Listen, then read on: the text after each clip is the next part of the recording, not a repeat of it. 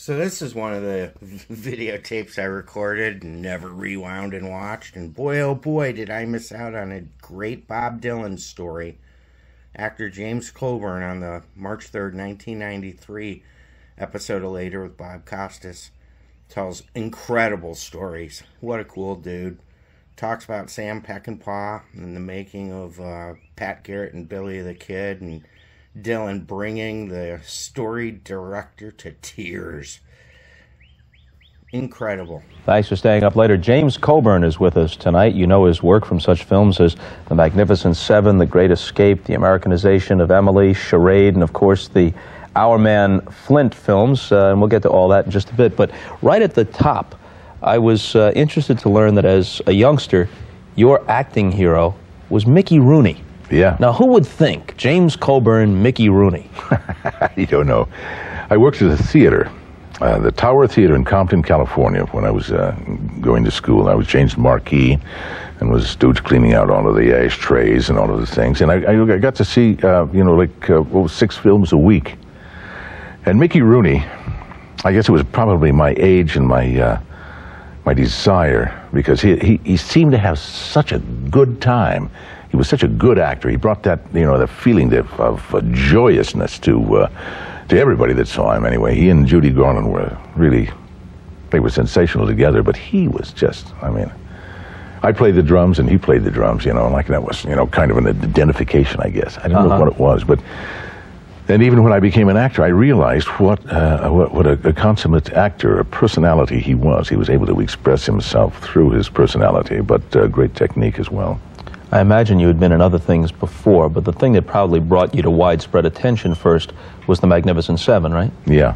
Yeah, it was, gave me kind of an international cachet, I guess. In fact, the film was not a big hit in the United States. It was a hit in Europe before it played all the way across the United States and then went to Europe, and was in a general release right off the bat. UA didn't have much of a hit on it. They didn't have any respect for it, and it went to Europe and it became a big hit over there, and then it came back through the United States. It's been kind of a classic ever since. When you make your appearance in the opening scene, here you are with a knife and you're facing down a gunman. Mm-hmm. Had that underhand toss.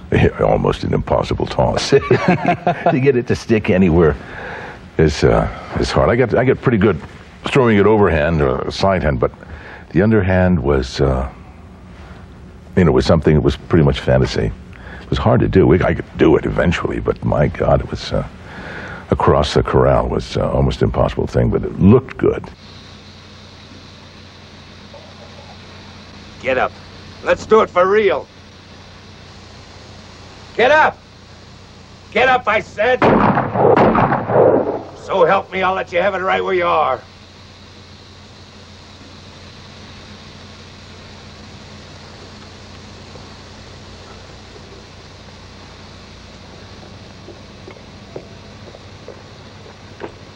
Call it.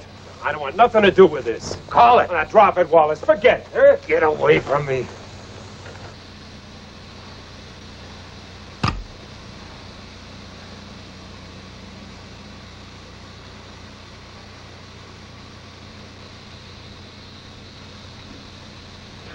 Call it.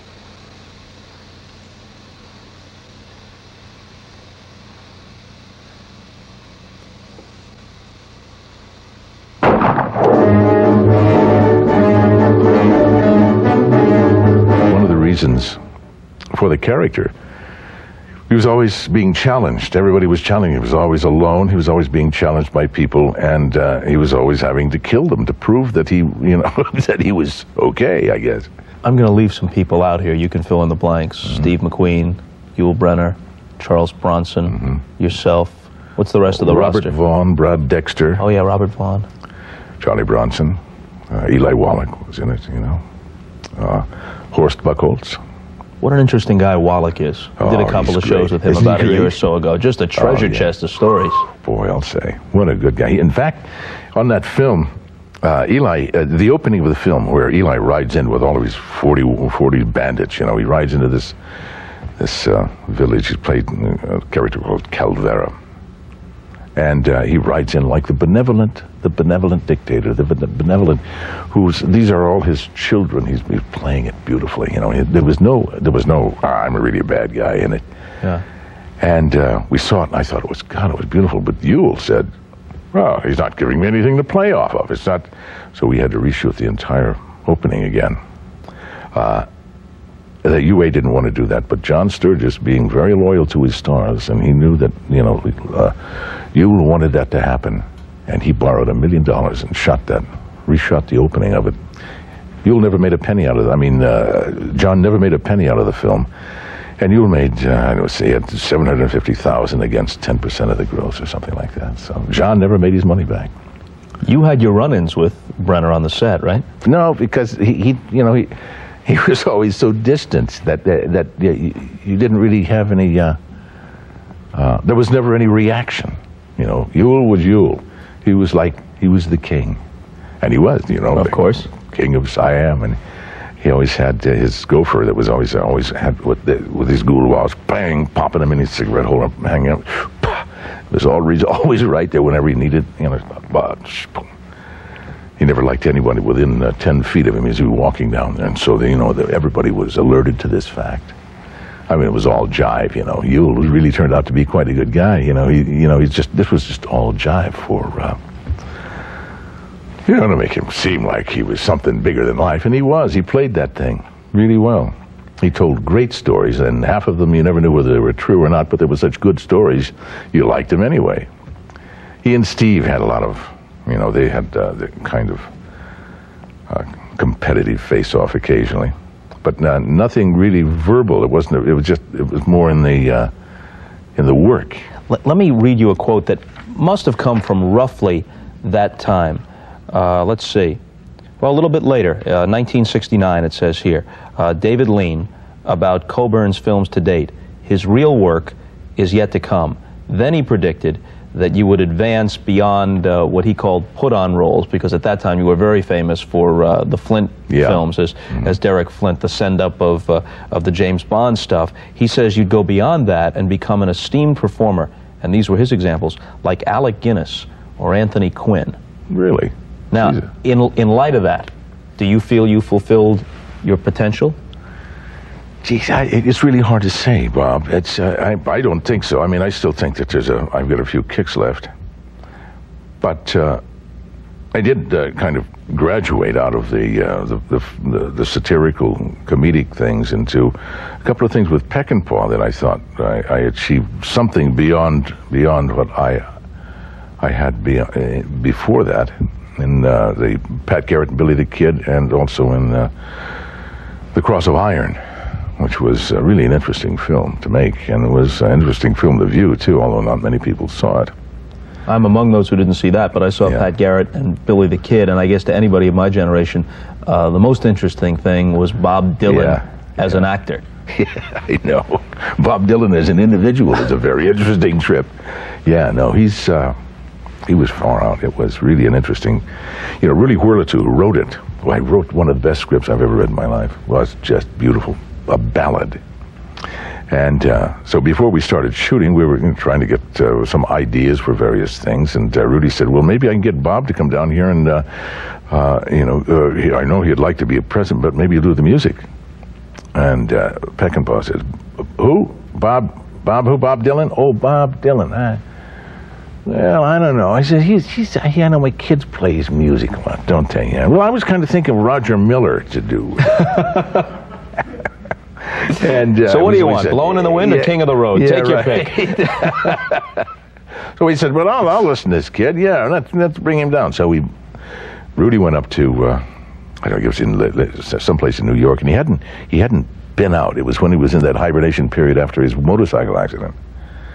And so he came down to Durango, Mexico, which is really, the worst place in the world is Durango, where Bob really kind of fit in there, kind of wearing his hat and feathers sticking out. And so we were all sitting around having dinner at Sam's house. And after dinner, we just about finished dinner, which consisted of, like tacos and that goat's head soup and some enchiladas, and God knows what else, and a lot of tequila, a little mezcal, and lots of raucous. So Sam says, "Okay, kid, let's hear what you got." So they walk into the other room. Sam gets in and sits down in his rocking chair, and the ottoman there, and Bobby sits down there and starts playing. He starts playing all of the songs that he didn't have them all written, but most of them were done for the ones that eventually appeared in the film. And Sam sat there rocking back and forth, quiet, listen. We were all listening to the thing, thinking, God, we're really here, and he's playing, and Sam. About a half hour later, Sam came walking in, wiping the tears on him. He said, "God damn that little son of a bitch! That son of a bitch!" He was crying his eyes out, just sitting down. He said, "Get in here. Bobby, get in here. God damn, what do you want to do?" And, of course, that meant, that he wanted to be there. He wanted Bob to be there. I want you to go over there to that shelf of airtights and give us a nice read.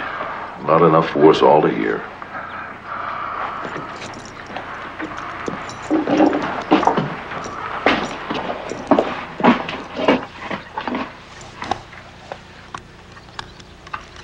Let's hear it. Beans.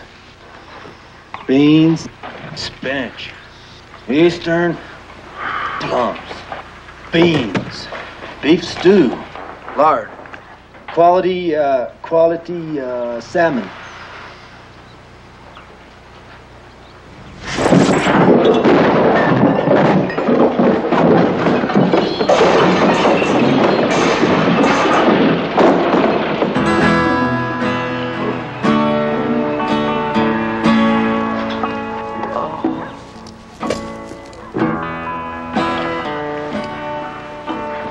Plums, beans. Could he deliver his lines on cue properly? Did he get the mechanics of the role pretty easily? Pretty easy, but he didn't have much of a technique, Like he would, I remember we were shooting one of the final scenes, and it was a long shot. I'd been out there, and I walked around it was after I'd shot Billy the Kid, and I was sitting in the porch. And there was a long shot of the people coming out of the fort and kind of walking up to this house that was on the edge of it. And okay, Bobby. There was a pause, and all of a sudden he came out, but he was wearing a different hat than he should have been wearing. And cut. Bobby, put the other hat on. Oh, okay. Back in. Okay, roll him. Bobby. There comes out. Damn it, Bobby! Cut. And walked down to them. Sam walked down there, and he explained to him that the scene we shot a week ago inside, when you were wearing the other hat, that's when you just came in and said, "Yeah, but I could have stopped by my room was just right in here, and I could have stopped by and got my hat." He said, "No, Bobby, why would you stop by and get your other hat to play the ending of the movie? No. You have to wear the hat that you had on then." He said, "Oh, okay, Sam, okay."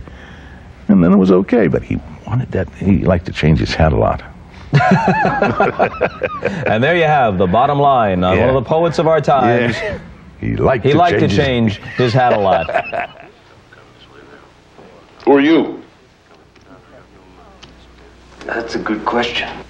Bounty hunters too, they like to catch you. Really, they don't like you to be so free. We've touched on a few directors, and you mentioned the editing process. How often have you felt that the true essence of your performance translated into the finished product?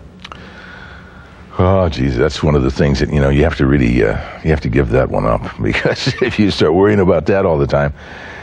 The thing I have learned anyway, and, over like 50 films that I've made, that the actor's job is shooting the film. Beyond that, then it becomes the editor's job, and then it becomes the salesman's job, and so on. And you can't cling to your performance, because as long as you know you did it, that's all you can really expect, because oftentimes total justification, the whole justification for your character may be gone, cut out for some other reason. Like in the film I did with Charlie Bronson, Street Fighter, or Hard Times it was called. There was a place where I disappear and I come back, and no, you never knew where I'd been or what I was doing, and I was asking Charlie for something. You owe it to me, kid. Mm-hmm. And what happened there? I was gambling, and the gambling house was busted, and I was taken and thrown into the can. I was in the can for 30 days. That's why I was behind on all my payments, everything. But that was out of the film, and it was like the rest of it was totally unjustified because of that. But they wanted to go for other things. So there was a time, though, even though now you're more philosophical about it, there was a time when the process really irritated you, right? Oh yes, certainly. It would drive you crazy. I mean, you'd where is it? Where's that scene? What happened to the scene? You cut the scene on. Yeah, well, that's because we needed to have this time over here to get to this in another way. And besides, you weren't starring in this one, man. And see, John was very interesting. John would give screen time to first the star. He would get that much, and then the second star, and then the third star, and then down the line. John Sturgis, yeah. And a lot of people are that way. A lot of directors, and especially that came out of that time. And so a lot of times, the things you did the best in some of Peckinpah's films. In Major Dundee, there was a knife fight that Marietta Adorf and I had that we worked about 4 days on. It was a great knife fight. It was really great. And because I saw it, I'd seen it put together, and we were really proud of it. And when we saw the film, it had been totally cut out. The producer, and I don't know whether Chuck Heston had anything to do with it or not, because it kind of threw a slant on his character that was almost disparaging. He didn't want it to be that way, and I don't know what happened to it, but it was gone. Chuck told me before we walked into see this preview. He said, "Well, we've done a few cuts in the thing, but I hope you don't mind." And I thought, oh well, because I thought that was an integral part of a particular section of the film that had to do with character. The knife fight was just a build-up to a reaction between Tyreen, who was played by Richard Harris, and Chuck Heston, and there's kind of like a triangle of emotional reactions. The shebang was really strong. Not there. And it was cut so badly. Peckinpah was so outraged at the end of the film. We were standing around outside, just shocked by the kind of mauling that had taken place by the studio. Sam took this bottle out, a pint of whiskey, and he started to drink it, and he was shaking so bad with rage that my wife, I was married at that time, said, took the hand out. "Come on, Sam, just calm down. He just, great crash. Calm down. Damn, he was just, because see, this was all that Sam lived for, was his movies. That was it. I mean, he would, he didn't really have a life in between movies. I mean, if he wouldn't quit editing a film until he got another film to shoot. And he would just move from one to another, and that was his life. So he dragged the process out so there'd be no void. Oh yeah. In his life. Oh yeah. But he had a bad drinking problem, right? Oh yeah. No, he called himself a working alcoholic. Yeah. But you said he was only really there at the genius level maybe 3-4 hours a day, and the rest of the time was wasted time, right? Well, it wasn't wasted so much. It was like getting there. And we'd spend a lot of time preparing the atmosphere to work in. He spent a lot of time with that. But by the time it was prepared, he was in a state of mind to really see what was happening. He was, he never talked to Sam about what was going to happen.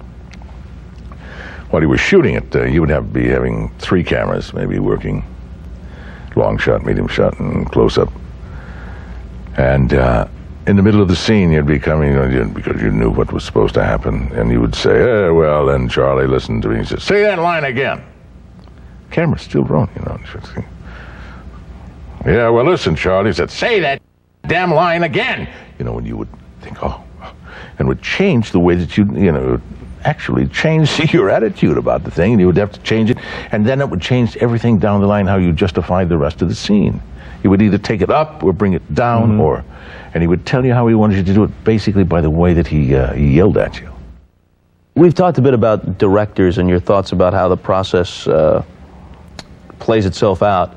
You were never a devotee of the method, right?